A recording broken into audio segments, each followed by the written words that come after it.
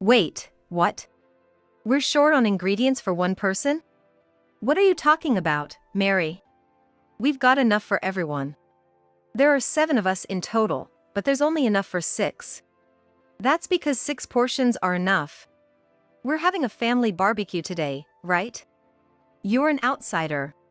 We decided to have a family barbecue during the summer break, with 7 of us in total. At that gathering, my husband Sean dismissed me as an outsider. But this wasn't the first time this had happened. Sean often bullied me in ways that the family wouldn't notice. When I glanced outside, I saw the family chatting in the yard, but it seemed they couldn't hear us. It was all going according to Sean's plan, and he was grinning smugly. Anger welled up inside me, but I calmly responded. Sean, what are you talking about? Make it enough for 7 people right now. I'll make it if you beg. If not, shut up and start preparing for the barbecue. Just do as I say. No, I don't need my portion. It's your mistress's portion that's missing. It's a shame if she can't eat after I went through the trouble of inviting her.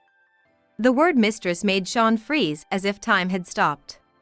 It seemed my initial strike was highly effective.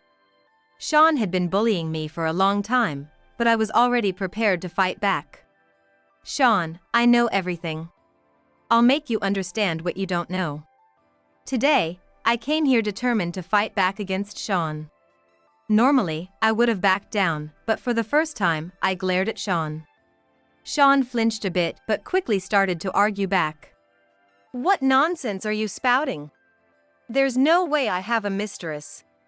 Stop making things up. He responded angrily as usual. He probably thought I'd obediently listen if he raised his voice.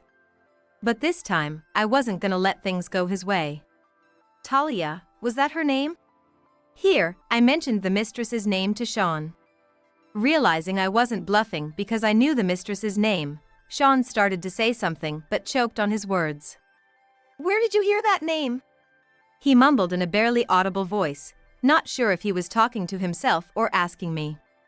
Sean was visibly agitated and began to fidget. Wait a minute, Mary. We're not done talking. Ignoring Sean, who was distraught, I tried to join the group of relatives who were chatting. Sean, realizing I was about to reveal everything, grabbed my shoulder roughly in a panic. The force of it made me lose my balance, and I almost fell. That's dangerous. Let go of me. My concerned brother-in-law and his wife noticed my voice and looked our way. Seeing Sean stubbornly trying to stop me by grabbing my arm, the family understood something serious was happening. Is everything okay? You look upset, they asked as they approached me. Actually, there's something I need to tell you all. Seizing the opportunity, I began to appeal to the family. Sean tried to silence me. This is between us. No need to discuss it here. Sean desperately tried to shut me up, but my father-in-law intervened. Mary said she has something to tell us. You stay out of it. Unable to defy his father, Sean reluctantly let go of my hand and muttered under his breath. My father-in-law ran a company, and Sean worked under him. As the son of the company's CEO and the heir, Sean couldn't oppose his strict father in either his professional or personal life. Actually, Sean has been bullying me for a long time. Today, he said I didn't get any food because I'm an outsider. My in-laws, Sean's uncle, and my brother-in-law and his wife looked at each other in disbelief. That's hard to believe, given Sean's usual behavior. Sean's uncle said, and my brother-in-law and his wife nodded. Of course not. I've always been responsible, both at home and work. I spend my time off doing family activities like this barbecue. I get along well with business partners, and I recently closed an important deal. The issue with the food is just because you miscounted. Don't blame me for your mistake. Feeling emboldened by the reactions of his uncle and brother-in-law, Sean spoke to me triumphantly. But I ignored him and continued speaking. Not only that, but Sean is also cheating on me. My revelation caused a stir among the family. The idea that Sean was cheating seemed unbelievable to them. Of course, it did. Sean had a good reputation among the family. He was seen as a capable supporter of his father's company and was well liked. Though my in-laws didn't say it out loud, they were proud of him. To convince them, I showed them the video evidence of his affair that I had recorded on my phone.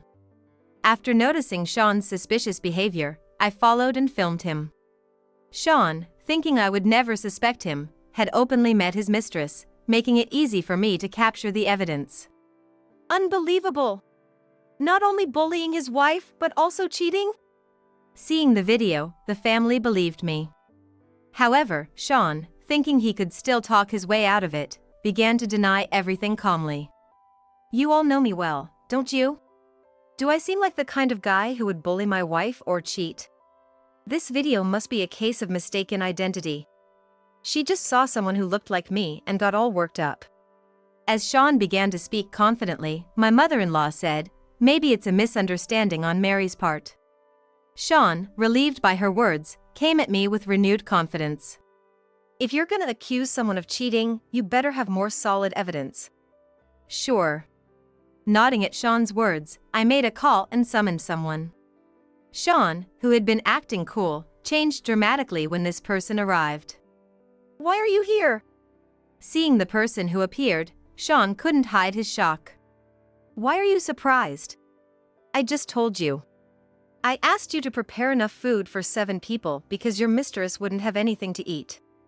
It's a shame if she couldn't eat after I went through the trouble of inviting her. Sean never thought I would actually bring his mistress, Talia, to the barbecue. Desperately, he said, "I don't know this woman." Despite being visibly shaken by the family's cold stares, Sean stubbornly kept insisting, "I don't know her. I haven't been cheating." Ignoring him, Talia spoke up clearly in front of everyone. I was deceived by Sean. He told me he was single, and we were dating with the intention of getting married. Don't lie. Since Sean had claimed to be single, Talia had no idea she was involved in an affair. It wasn't until I contacted her and revealed I was Sean's wife that she realized she had been tricked.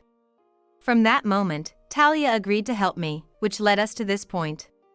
That's just what you two are saying. There's no proof.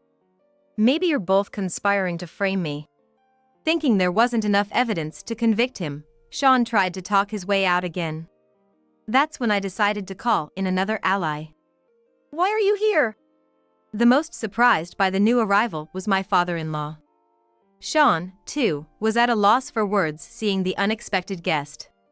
Though Sean's uncle and brother-in-law didn't recognize him, my mother-in-law, who did, explained, "This is the CEO of one of our business partners." Confused but polite, my in-laws greeted Tom, the CEO of Gold Enterprises. Thank you for always taking care of us.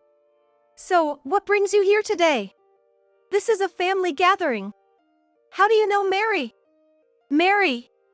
You've never met him. Why bring an unrelated company CEO here? While Tom smiled politely at my in-laws, he turned to Sean with a stern expression. He's not unrelated. Tom then called out to Talia, "Did you properly introduce yourself?" Talia, who had been observing from a distance, stepped forward to stand beside Tom. Nice to meet you all again. Thank you for always looking after my grandfather. I'm Talia, his granddaughter. What? Sean blinked rapidly, looking back and forth between Tom and Talia.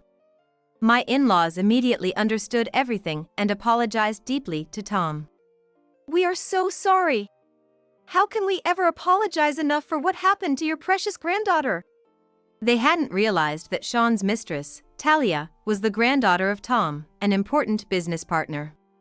As Sean said, I originally had no connection to Tom. But during my investigation, I found out and contacted him through Talia. Tom, wanting to help his beloved granddaughter, willingly agreed to assist me. Thanks to you, I was able to connect with Tom. He opened his mouth to say something, but no words came out. When I heard my dear granddaughter was deceived, I couldn't stand by. I offered to help Mary in any way I could. Since Talia had been tricked into believing Sean was single, she was also a victim. Tom had hired a detective he knew to gather evidence of the affair, and I now had definitive proof. Legally, Sean had no way out. I'm sorry. I didn't know Talia was your granddaughter, Tom. But I was serious about her. I plan to divorce Mary and marry Talia. Please believe me. Tom clenched his fist and shouted, "Don't be ridiculous." Because of you, my granddaughter's been hurt. You think I can believe a man who so easily betrays his wife? What have you done? You've destroyed the reputation of the company my father built with your foolish actions. Yes, you're a disgrace to the family. Furious, Tom, along with my brother-in-law and uncle, moved to grab Sean. "Wait a minute, please." I hastily stopped the three men, and Sean turned to me with a relieved smile. "Mary, you really are my wife after all." Feeling disgusted by Sean's reaction, I coldly said, "I didn't help you." Sean has more than just Talia. He's been using his position as the CEO's son to hit on female employees and force unreasonable work on the male employees. Sean had been coercing female employees into dinners and drinks, and more. Because he was the CEO's son, the women felt they couldn't refuse and reluctantly complied. He'd also been dumping work on male employees and taking credit for their efforts. Using his position, he made it impossible for anyone to complain, and he did this regularly. How do you know all that? You haven't seen it yourself. You're making this up. I had professionals investigate and report back. We have solid proof, and we have testimonies from both the female and male employees. Your claim about being serious with Talia is a lie. Sean was speechless at my words. There was significant evidence of his misconduct toward both female and male employees. Still, Sean, unwilling to admit defeat, tried to plead with Talia, saying, "Believe me, I was serious about you." But she pushed his hand away. "Stop embarrassing yourself. You've been hurting people around you for your selfish desires." My own son, how disgraceful. My mother-in-law, holding her head in her hands, was supported by my sister-in-law. Everyone present stared coldly at Sean. Nobody was on his side. "So, is it all my fault? Everything's on me?" Sean, now defiant, started lashing out like a rebellious child. "I'm like this because of you. It's your bad parenting." He began pointing at his parents and spewing insults. "How dare you speak like that? Having parents like you is my misfortune." Sean started airing his grievances against his parents. Sean had always harbored resentment over his strict upbringing. He had an inferiority complex about his accomplished brother, but it was Sean whom his father chose as the heir to the company. His father was a strict man, and young Sean had always been afraid of him. This fear from childhood continued into adulthood. Though he worked at his father's company, Sean lacked the necessary skills and was always under pressure and stress. He covered for his incompetence by using his position to make others do his work. His closest junior male colleague was his primary victim. Under such circumstances, I met Sean. We were introduced by a friend, and neither my friend nor I had any idea about Sean's darker side before marriage. After we got married, Sean's attitude changed drastically. He controlled me to boost his own ego and maintain his mental stability. Sean married me only to have someone he could use like a slave to vent his stress. I took care of the housework and his personal needs like a maid, and I was also his emotional punching bag. To Sean, I was a convenient tool. That's why he never felt any guilt about cheating. Even now, exposed in front of the family, he probably just sees it as a hassle. If the family wasn't here, he would have berated and blamed me. "I acted this way because of the mental pressure my parents put on me. Your parenting was wrong. People like you are called toxic parents. Do you really believe that? You were raised without any hardships, and now you're talking like a child without any shame? Unlike me, my brother was treated well. It's discrimination between siblings." Everyone present was shocked by his absurd excuses, but my in-laws listened with mixed emotions. "Yes, we might have been too strict because we had high expectations of you. But you're not a child anymore. As an adult, you should take responsibility for your own actions and decisions." "That's right. Even if our parenting was flawed, That doesn't justify bullying Mary or cheating. You've hurt many people because of your actions. But Sean didn't take their words to heart and continued to make unreasonable demands. It's unfair that I'm the only one being blamed. Mom and Dad, you should take responsibility too. Your parents are right. Are you going to keep blaming others instead of taking responsibility for your actions? If you keep thinking like that, you'll regret it someday. Regret? I won't regret anything. I'm right, and that's final. Sean maintained his defiant attitude. It was clear that reasoning with him was pointless. Fine, I'll do what you all want. I'll divorce Mary. I'm the one dumping you. He spat at me and then turned to his parents. I'm cutting ties with you toxic parents too. I'll quit the company and live on my own. The company will be in trouble without me, but don't come crying to me later. After his parting shot, Sean stormed out of the house. My brother-in-law and his wife, Tom, and Talia all watched him leave in stunned silence. Mary, we are truly sorry. We apologize on behalf of our son. We're really sorry. My in-laws apologized deeply to me. It's not your fault. Thank you for standing by me. It's baffling how Sean could have come from such in-laws. My in-laws apologized to Tom and Talia. Watching this made me even angrier at Sean for causing them such humiliation. Even though you didn't know, it's true that my granddaughter hurt Mary. Tom told my in-laws. Then he continued. However, we will be considering a claim for damages against your son for violating Talia's rights. Of course. It will be a good lesson for him. And I apologize to Talia on his behalf. I'm deeply sorry. No, I am also a perpetrator towards Mary. I'm sorry for putting you in such an uncomfortable position, Talia. And thank you, Tom, for your cooperation. I'm sorry for involving you in this family dispute. I expressed my gratitude to Talia and Tom for their help. Both assured me that they would always be there to assist if needed. Thank you for standing by me. Although things ended up this way with Sean, I truly appreciate your support. We're the ones who should apologize for all the trouble our shortcomings have caused you. And that boy hasn't shown any remorse or regret. We'll make sure he takes responsibility. Please wait, Mary. My mother-in-law, looking very regretful, was supported by the rest of the family who nodded in agreement. Although their words were kind, I shook my head and said, "It's okay. Even if we do nothing, Sean will definitely regret it someday." Everyone looked puzzled, but this wasn't bravado or a prediction. I smiled confidently, knowing that day would come. A month has passed since then. Right after that day, I moved into a newly rented condo by myself. With the help of a lawyer, my divorce from Sean was finalized. When we married, Sean had asked me to become a housewife, so I had quit my job.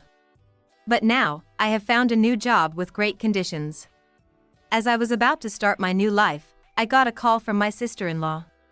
It's been a while. What's up? I heard rumors that Sean's social media is blowing up. My husband thought you should know. Really? Thanks for letting me know. I had no interest in Sean's social media, but my brother-in-law and his wife were worried that if Sean's house got doxed online, it might somehow cause trouble for me. After I left, Sean had been living alone in our old house. Apparently, he was getting harassing letters and prank calls every day. I quickly forgot about my sister-in-law's warning, but then my phone started ringing incessantly. All the calls were from Sean, and I ignored them for a while since I didn't want anything to do with him. But the calls became so frequent, even during work, that I had no choice but to answer. Hello? Finally, you answered. Stop ignoring me. We're not connected anymore. Don't call me. It's annoying. Bye. I was about to hang up when he frantically pleaded, "Wait, please. Just hear me out." Sean's call was about his social media blowing up. Videos of him harassing male and female employees had gone viral. The male employees he forced to do extra work and the female employees he pressured into going out with him had posted these videos. There were videos of Sean bossing around the male employees and coercing the female employees. It wasn't just these two, several other employees had also posted about his harassment. Watching these videos, it was clear how terrible Sean's behavior was. Even though publicly posting such videos is wrong, I could understand the anger of those involved. Due to the scandal, Sean couldn't find a new job and had to live in a hotel after his address was exposed online. He was running out of money and could no longer afford the hotel. He had tried asking his parents and relatives for help, but after his declaration of cutting ties with them, they refused. Now he was crying to me, saying I was his last hope. So you did all these horrible things at work. It's your own fault.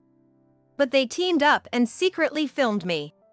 Sean didn't reflect on his actions, only insisting he was the victim.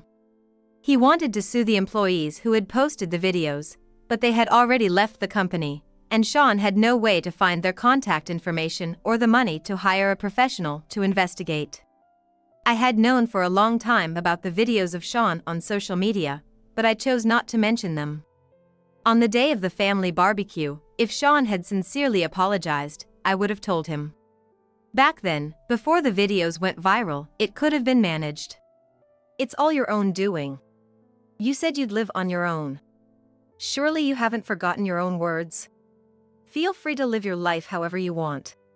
I'm no longer part of it, so stop contacting me. As I tried to hang up, he desperately pleaded, "You're the only one I can rely on. I regret everything I've done. I'm sorry." It was the first time Sean had apologized to me, but it didn't affect me at all. Had I heard those words at the barbecue, things might have been different. Ignoring Sean's continued pleas, I hung up and blocked his number. Sean was left to live with the consequences of his actions. Here's what I later heard from my in-laws. Eventually, the social media storm died down, but Sean was left physically and mentally damaged. Despite this, he had to keep working part-time jobs to survive. My in-laws visited me again to apologize after the social media incident. They told me they had decided to confront Sean as parents once more. They felt some responsibility for what happened and saw that Sean, now remorseful, was ready to start over as their son. I realized that if I had confronted Sean and talked things out sooner, our future might have been different. I regretted not standing up to him and failing to build a balanced relationship. Though the past can't be changed, and I probably won't see Sean again, I resolved to be stronger. My life continues, after all.